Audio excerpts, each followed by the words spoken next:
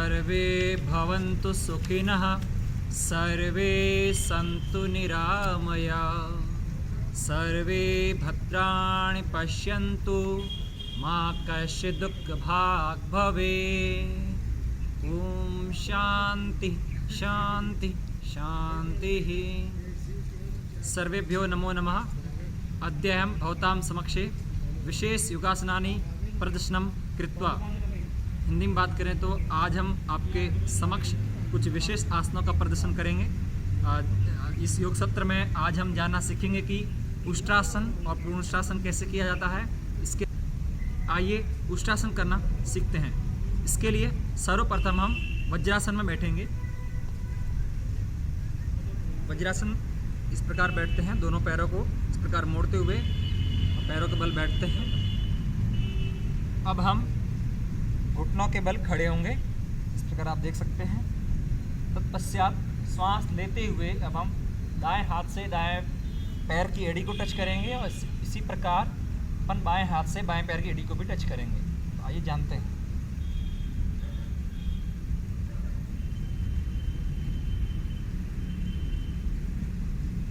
इस स्थिति में हम 20 से 30 सेकंड तक रुकने का भी प्रयत्न करेंगे, तभी हमें अधिक से अधिक लाभ मिलेगा।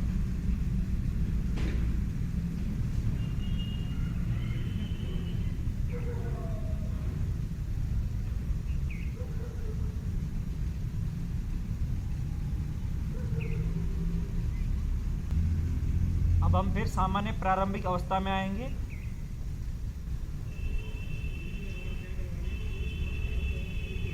इस आसन का जो पूरक आसन है, यानी विश्राम की मुद्रा कहते हैं, उसके लिए शशांक आसन है। तो आइए शशांक आसन करना जानते हैं। श्वास छोड़ते हुए आगे की ओर झुकेंगे।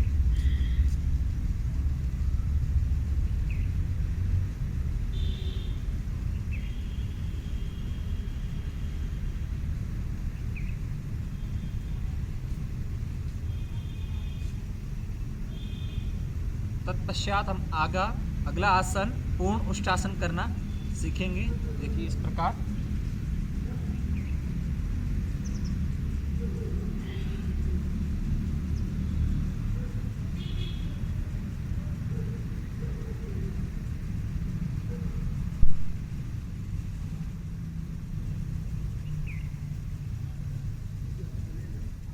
फिर धीरे धीरे सामान्य में लेटने के लिए इस अवस्था में आप लेट सकते हैं, जिसे हम सुप्त वज्रासन कहते हैं। तो यह इसका एक प्रकार से पूरक आसन भी है।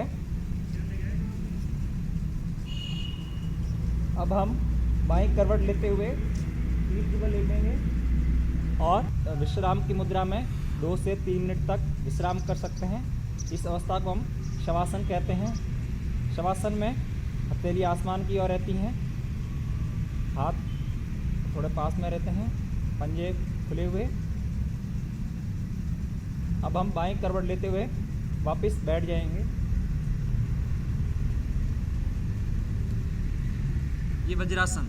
तो आपने देखा इस योग सत्र में हमने उष्ट्रासन और पूर्णोष्ट्रासन किया। इन दोनों आसन को बहुत ज़्यादा लाभ है।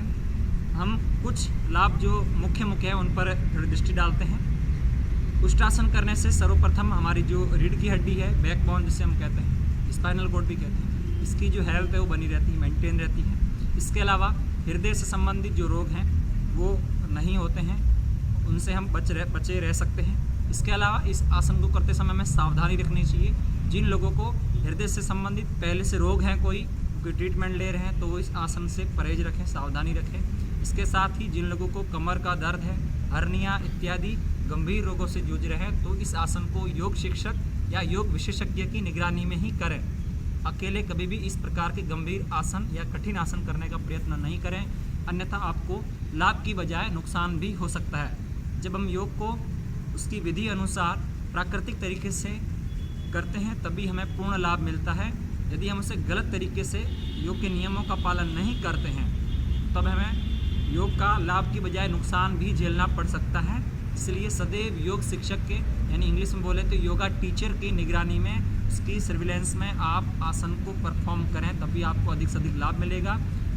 इस योग सत्र में हम इतना ही आज के लिए यदि आपको इससे संबंधित कुछ सुझाव हो, कुछ और सीखना चाहते हैं, आप हमें कोई नया आसन सीखना चाहते हैं, तो संबंधित सुझाव अपने कमेंट बॉक्स में दे सकते हैं। धन्यवाद।